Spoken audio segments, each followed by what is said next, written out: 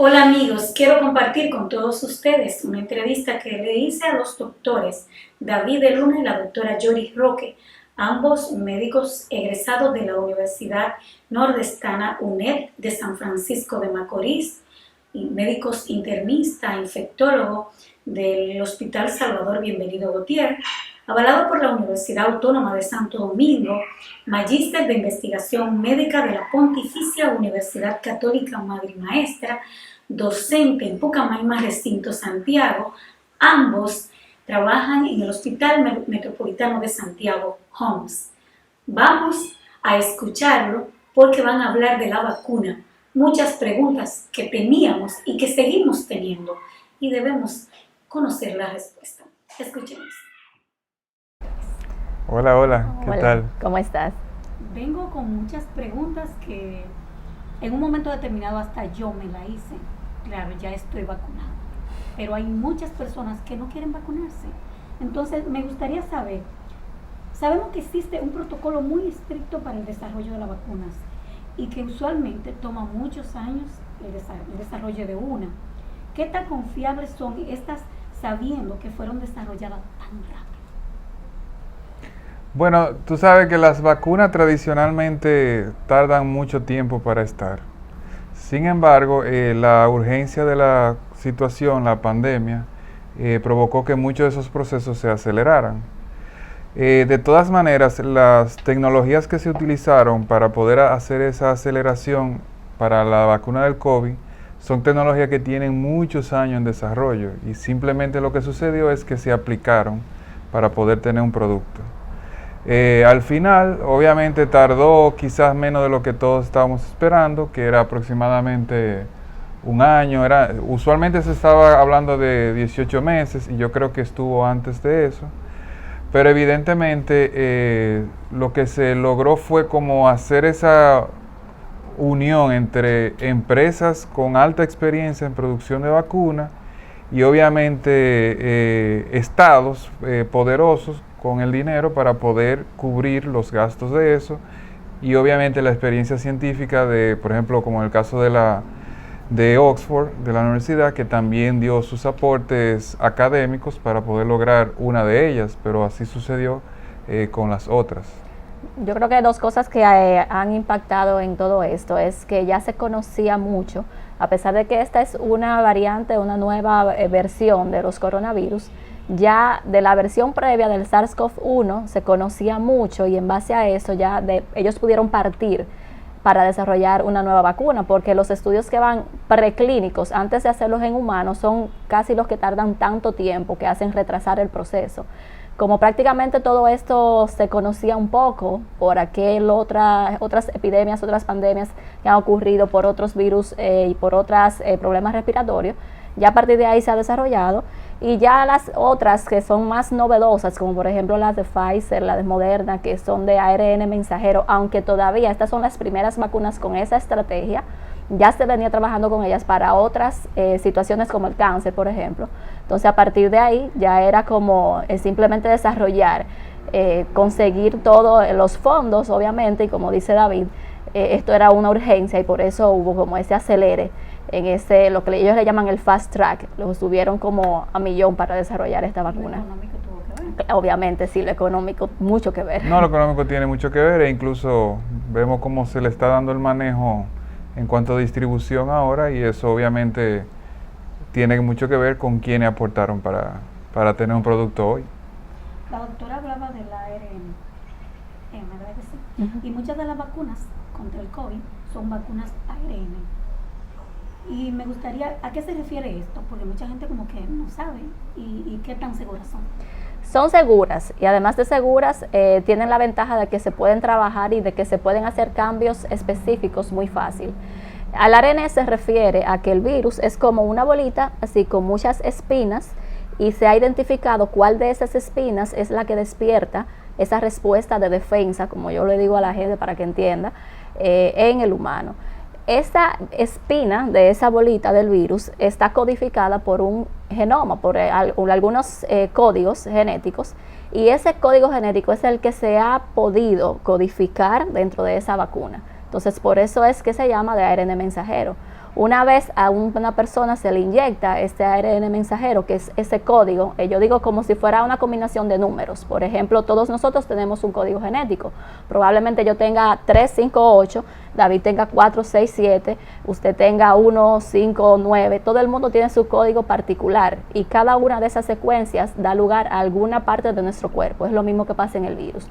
Cuando entonces a una persona se le inyecta ese código, despierta esa defensa y se da como si fuera la respuesta al virus, pero sin producir la infección natural, sin que se produzca el COVID.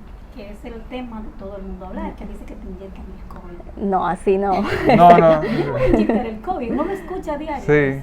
Sí, incluso existe como el mito de que si te ponen la vacuna, posiblemente la prueba de PCR te va a empezar a salir positiva, pero realmente ninguna de las vacunas utilizan al COVID como, al virus, al coronavirus como puente. Es decir, en el caso de Moderna y Pfizer utilizan el ARN mensajero, otras utilizan otros tipos de virus, como el caso del adenovirus, que es un virus que se rebusca entre todo ese arsenal de virus que no tenga un efecto inmunitario hacia la persona. Se modifica la información interna de ese virus, se le introduce información del coronavirus para que ahora, en lo adelante, el adenovirus produzca datos o antígenos propios del coronavirus, de SARS-CoV-2, y ahí viene entonces el sistema, la acción inmunitaria cuando tú le pones la vacuna. Esa es la otra modalidad tradicional, porque ya la modalidad del ARN mensajero que bien explicó Yori, ese ya es más como una de las empresas modernas, como más novedosa. Más novedosa. Sí. Exacto. ¿Y hay alguna actualización en cuanto a las nuevas vacunas? Nuevas, no. No. Creo que no. O sea, sabemos que han desarrollado bastante, como dice David, además de las que utilizan un adenovirus como vector o como transporte para el coronavirus, también se utiliza el mismo virus de manera inactivada.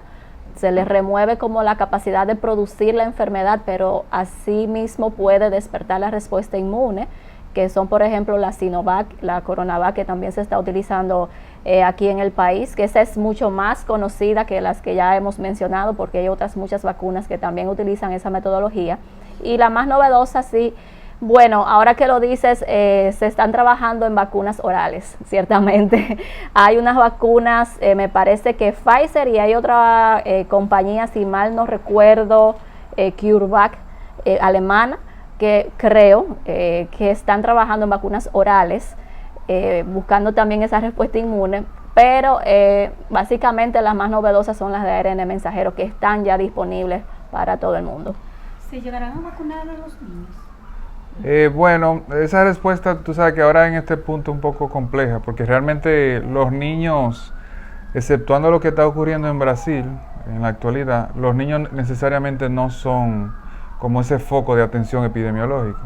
Sí, por ejemplo, ahora con la ola que hay presente en Brasil, sí hay unos reportes de aumento de los casos.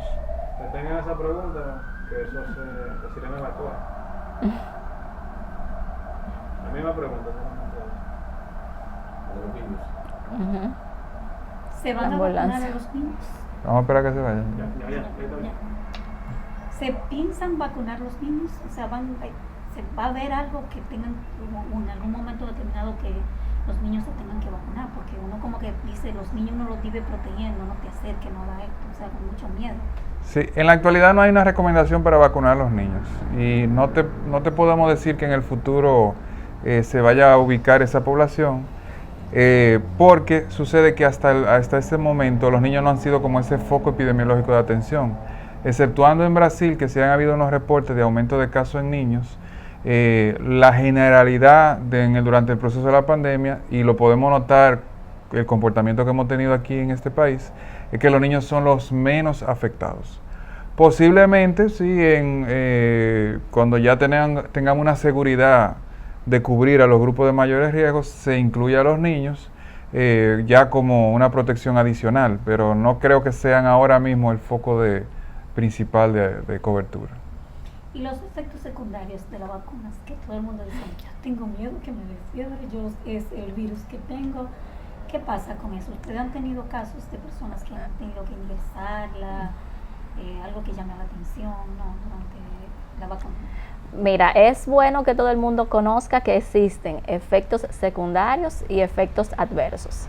Entonces, cuando se están desarrollando las vacunas, que se hacen un desarrollo normal, vamos a decir que se cumplen todas las etapas, se tardan tantos años, se toman en cuenta todo lo que ocurre luego de la vacunación y se analiza para ver qué directamente puede ser ha sido producido por la vacuna. Hay algunas cosas que suceden casualmente. No quiere decir que yo me vacune y que si mañana, pasado mañana, yo hago un dolor de cabeza, puede que sea por la vacuna, pero también puede que no. Entonces todo se investiga, por eso se habla de efectos adversos y efectos secundarios. Ciertamente ya se conocen muchos efectos secundarios a la vacuna que se conocían de otras vacunas, el dolor en el sitio de la inyección, la fiebre, el malestar general, el dolor de cabeza, incluso manifestaciones gastrointestinales. Y justamente esta semana fue publicado en un sitio, todavía no ha sido revisado por pares, pero fue publicado en un sitio de prepublicaciones, comparaciones que se han hecho en grupos de personal de salud vacunados con la vacuna de Pfizer. En aquellos que habían tenido infección por COVID son los que tienen más riesgo, más chance de hacer cualquiera de estas manifestaciones con más intensidad, nunca pasando a ser graves, o sea, no que se han sido ingresados por el dolor de cabeza, por las manifestaciones gastrointestinales ni nada. Otros efectos que ya se han reportado, por ejemplo, hace algunos meses cuando se comenzó a trabajar con la de Pfizer y eso, que se hablaba de parálisis facial, que se hablaba, ¿qué más se dijo? Fueron tantas cosas que se dijeron, Guillain-Barré, pero eran cosas que también han ocurrido con vacunas. Por ejemplo, nosotros como infectólogos, eso es algo que está en el tema de vacunación para influenza, de vacunación para hepatitis B, de infecciones genitourinarias, por clamidia, por campylobacter. Pueden ocurrir este tipo de manifestaciones porque todo va a depender del sistema inmune de la persona que es vacunada. Entonces yo entiendo que todo el mundo tiene que estar consciente de que hay efectos que pueden ocurrir y que ya, por ejemplo, uno de los que más ha llamado la atención en las últimas semanas ha sido el de los trombos, con la vacuna de AstraZeneca y posteriormente la vacuna de Janssen en Estados Unidos, y también se ha estudiado y se ha encontrado una causa y se ha hecho referencia del riesgo que tiene una persona de hacer trombosis por la vacuna versus por el COVID, que es muchísimo mayor. Entonces son cosas que todo el mundo debe conocer y que todos hemos estado viviendo este año entero, año y medio, con esta pandemia, y que realmente todas las agencias reguladoras, la europea, FDA y todas las demás, coinciden de que los beneficios de la vacuna superan por mucho esos riesgos que pudieran ocurrir. O sea que también hay una situación extraordinaria, que es que tú estás vacunando millones de personas prácticamente en un periodo muy corto. Y obviamente todos esos efectos adversos se van a visualizar muy pronto. Entonces, eso es igual que si tú coges los 10 millones de dominicanos y a todos le das acetaminofén, a que se lo tomen todo en una semana. Los efectos del acetaminofén van a aparecer, entonces juntos, y va a ser un tema y va a llamar la atención. Por el caso obviamente que llama más a preocupación son el de los trombos. Incluso algunos países han sacado la vacuna de AstraZeneca como una posibilidad de seguirla colocando. Sin embargo, como bien se ha dicho, los efectos adversos de trombos son mucho menos que los beneficios que va a traer la vacuna al principio, e incluso hay entidades, por ejemplo el mismo embarazo, que es algo común y que nadie se opone a quedar embarazado, tiene mayores riesgos de hacer trombosis por embarazo que por colocación de vacuna. Lo que pasa es que el tema ahora es la vacuna. Todos los millones de humanos, es decir, la mitad de lo que representan las mujeres en el mundo ahora no están embarazadas, y por eso quizás nos llama la atención. O ya el embarazo es un asunto viejo y obviamente no llama tanto la atención. La vacuna es algo nuevo, aparecen los casos y eso sí llama la atención. Están los grupos antivacunas que necesitan temas, obviamente, para lanzarlos, y todas esas cosas, obviamente. Sí, porque lo que vende es, si un solo paciente le pasó algo, eso es lo que vende y eso es lo que anda en el mundo entero y empiezan a sacar los memes y ya también comienza todo el mundo por eso es que no me lo pongan. Sí, Sí. así Un es. solo caso.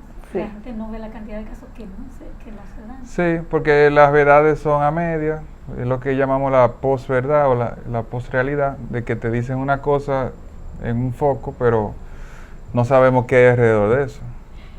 Luego de que una persona se vacuna y genera inmunidad, ¿cuánto tiempo dura dicha inmunidad? Esa es la pregunta del millón. Esa es la pregunta que aún no tiene respuesta. Y volvemos a caer en que todavía es como que estamos viviendo el estudio para determinar esa respuesta que todos buscamos. ¿Qué tanto se va a mantener esa inmunidad? Al principio se hablaba de que quizás 8 meses, que tal vez un año. Yo misma, voy a esperar que David diga lo que piensa, pero yo misma estoy un poquito como asertiva, como esperando un poquito por el tema de las variantes. Ahora hemos visto que la respuesta a diferentes vacunas de las diferentes variantes es diferente. Entonces, lo que se espera por lo menos es que 8 meses, un año y que anual tengamos que... pero eso todavía no hay una respuesta así categórica. Fíjate que Pfizer el otro día dijo que posiblemente iba a poner una tercera dosis. Otras compañías han dicho que una sola dosis, como por ejemplo lo hace Janssen. Se ha dicho que personas que ya tuvieron COVID que se pongan una sola dosis. Pero todas esas cosas son como temas que se están estudiando ahora. Entonces yo misma no me atrevo a decir, ten por seguro que vas a tener un año de protección, porque hasta ahora no se sabe. No, yo creo que vamos a tener que acostumbrarnos a vacunarnos por lo menos anuales sobre COVID. Hoy salió un informe sobre la posibilidad de desarrollar una vacuna que cubra todas las variantes de coronavirus, que se está estudiando sobre eso. Sin embargo, yo lo veo difícil porque es que la naturalidad de ese tipo de virus, que son virus que tienen poca información en su interior, le facilita modificarla muy rápido. Y como crecen tan rápido, entonces eso es natural, la aparición de otras. Entonces siempre eso va a ocasionar alguna respuesta inmunitaria distinta en una variante que tiene a veces una sola cosita cambiada. Y entonces, y eso obviamente va a requerir una nueva vacuna. Así que yo entiendo, no lo podemos asegurar porque ninguna agencia lo dice así, de claro. Pero yo entiendo que anual no vamos a tener que vacunar. Lo que sí las empresas van a tener que resolver de alguna manera es las 2 dosis. Porque realmente la adherencia se va a reducir bastante. Es decir, hay mucha gente que nosotros conocemos que dice que si hay que ponerse 2 dosis el año que viene otra vez, no se la va a colocar. O que con la primera dosis tuvo algún efecto y ya piensa que es la segunda porque ha escuchado, ha visto reportes por ahí de que la segunda le va a dar peor, entonces no se quieren poner la segunda. Ya hay muchos. Hay muchas, sí. Sí, así es. Entonces, algo con la vacuna que se mide con todo tipo de vacunas es el grado de adherencia. Y yo entiendo que ese es un tema que ellos lo están tratando de resolver.